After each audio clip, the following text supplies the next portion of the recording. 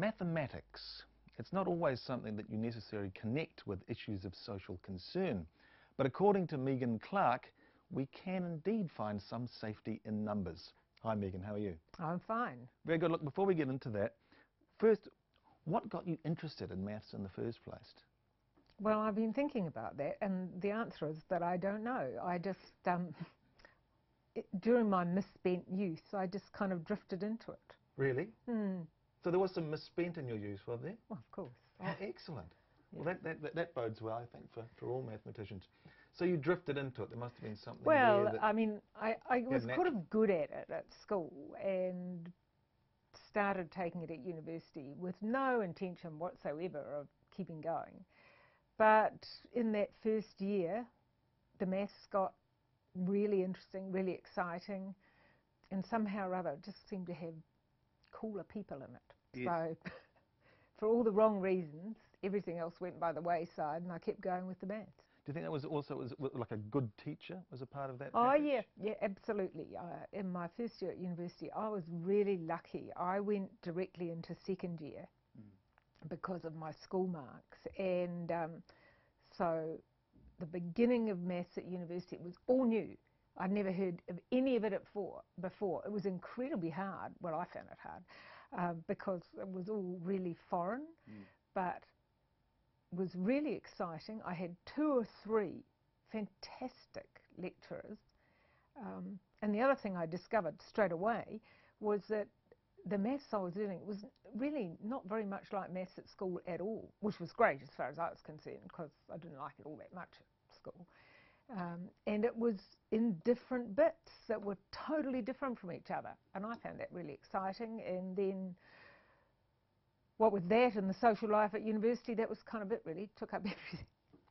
The two went together and away you went? Well, yeah. Have to say. And then, so from that point, you then, I guess, you isolated an area that you became more interested in. Yes, although that took quite some time. I'm still surprised at the area I ended up in. I mean, if you'd asked me back then, I'd have said, oh, it's going to be algebra or analysis. I love it. That's what I'm going to be good at. I knew it wouldn't be geometry because I've never been so good at it. It's hard for me. I don't have an especially visual brain, so it's kind of difficult. And I could do it, but what I didn't ever pick was that it would be stats, which actually initially I loathed. It was horrible. Yes, it was one of those papers that people have to do if they're accountants or this and that, and they go, I've got to do stats, you know, oh, the dreaded stats.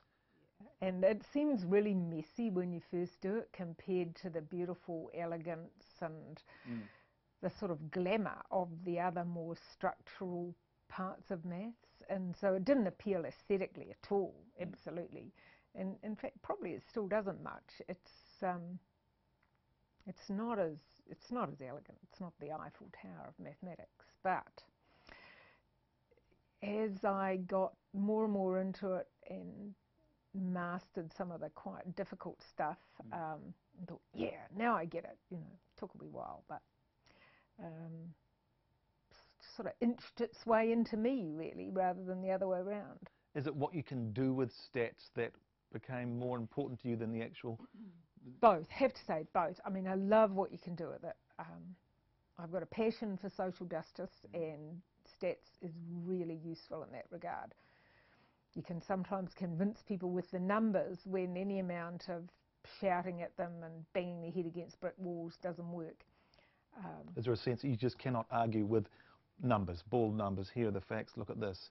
Yeah, but that's what I like, is that, you know, if you can't, sometimes the very people who won't listen to an argument about right and wrong, because they'll say, oh, well, it's not economic or whatever, will listen if you can back it up with facts and say, well, there's an economic consequence too, hey, mister, or look at this, look at what happens.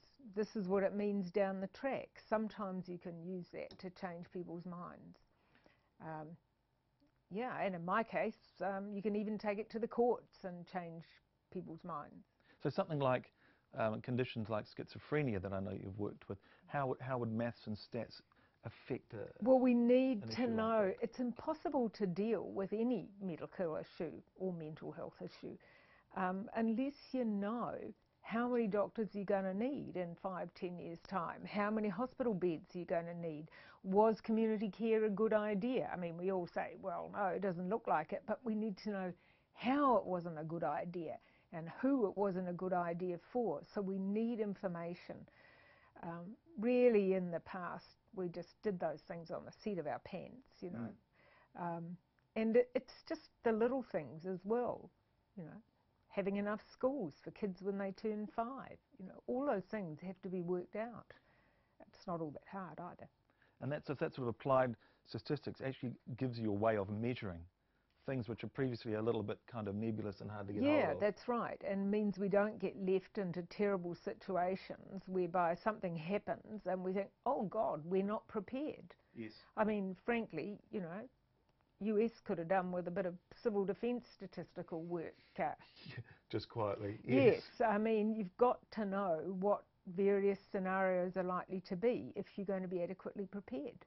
And that's it really, I suppose, but it's also fun.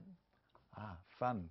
So there's anything, is there a current project or issue that is particularly fun or close to your heart at the moment that you're working on? At the moment, some of the biggest fun issues I've done, like the one I did for the with the group of people when the Equal Opportunity Office, or whatever they were called in Hong Kong, took the Hong Kong, as it was then, Department of Education to court because they had this system of entry to secondary school in Hong Kong which quite deliberately favoured boys for all sorts of bizarre reasons, like it's not their fault they're not doing as well, we should bump up their marks anyway, and right. Really wacko stuff. Yeah. But they weren't terribly interested in right and wrong arguments, so I helped on the statistical side to build a case that went to the High Court there to say this is wrong, this is why it's wrong, we can prove it's wrong, and to my great pleasure we won. So it's nice to know, changed one thing in the world. Maths Pretty makes good. a difference. Yes, it does. Right there. Right there. Now, yeah. so, and that was the case, as you said, was set in Hong Kong that you got involved with. Yes. And so, is it also, can we extrapolate from that maths equals travel as well at the sort of level that you're working at? Absolutely. It's being done all over the world.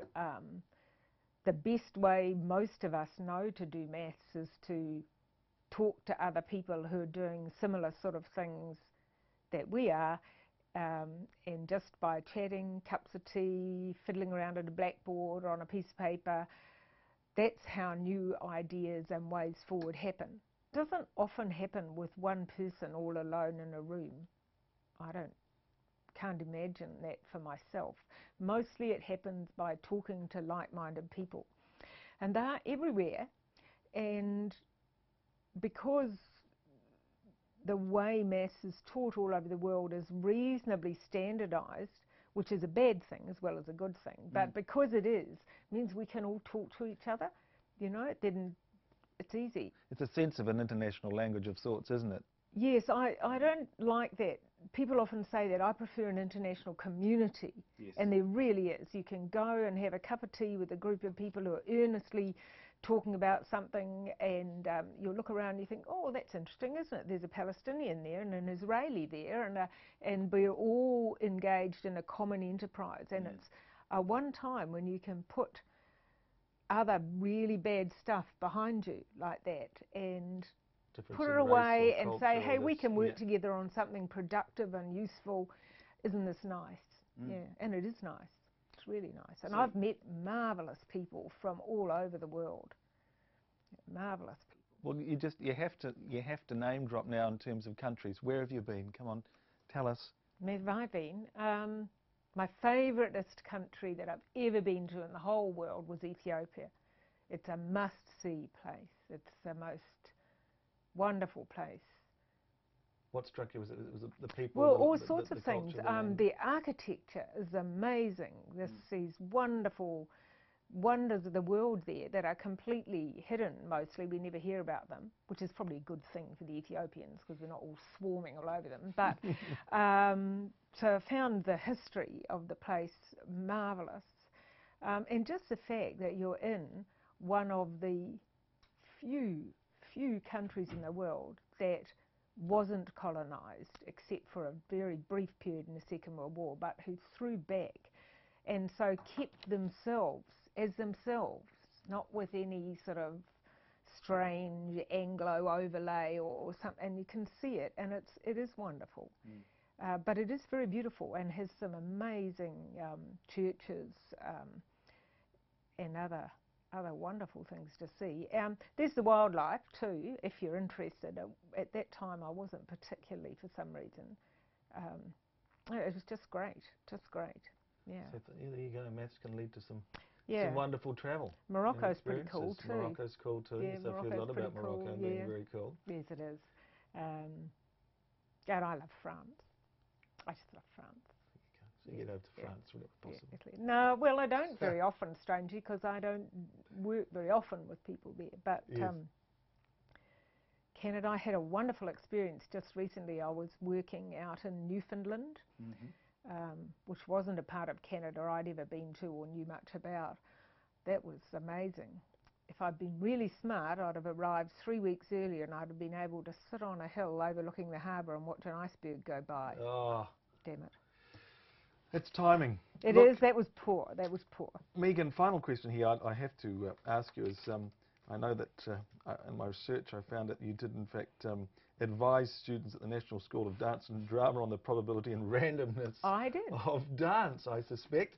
How did that happen and what was that like? Well, it was great fun. How did it happen? I don't know. They called me up. They'd heard about me from somebody. Wellington's that sort of town, you know, everybody knows. And said, would I come down and give a tour? And I said, well, do you think there's anything I can say that would be meaningful to students of, in fact, dance and drama? And they said, oh, yeah, well, let us be the judge of that. So I thought, why not? Cool. Yeah. So I did, and they were doing a project in which the students had to incorporate some ideas of chance or some random thing happening, and they decided that they wanted proper preparation and to understand what it meant in other contexts. Yes. So that's why I went down, and it was great. They were fantastic students. How interesting. So they had to incorporate within a structured dance something that was going to be or a play, I can't remember. Or something play, that incorporated an element of some chance happening that altered things, I guess. But yeah. Oh, fantastic. And so you had to give them, you gave sort of theoretical background or context or my to understanding of chance, or my understanding. So they were just getting a different perspective. Yes. But it was great fun. I loved it. Yeah. And did you see the shows after? I saw one of them. Yeah. Yes. Okay. Yeah, it was cool. And in like 3 sentences, can you sum up how to describe such a thing as the randomness and probability within dance? Or well, no, I can't say what it is for them. Yes. But I was just trying to give a mathematician's perspective of something, you know, that you have to imagine an infinite amount of time. And do you really want to hear this? You know, so I was just trying to explain some of those basic ideas that people have of probability, which aren't in fact fixed. There are several schools of thought about what is the real nature of it, and I told them about the most common one, which is the one you get in school, the relative frequentist one, which is if you can imagine doing some experiment over and over and over again without changing a single thing every time, an infinite number of times or a very large number of times, how many times would this thing that you're interested in occur? So if you did something incredibly insanely dull, like throwing a die, 1 million times, how many times do you reckon you'd get a 6? Yes. All other things being. And we talked about things like that and okay. how artificial it was, because of course nobody ever can throw a die that No. often. Yes. So the whole thing is fraught with philosophical problems. Yes. Nevertheless, it gives you some sort of... Well, yes, and there is a big dispute with about what's a legitimate thing to use in probability. There's a whole other group of probabilists, the Bayesians, who use subjective information, which the relative frequentists would say, you can't do that, you can't do Yes. that. But in fact, both methods work in terms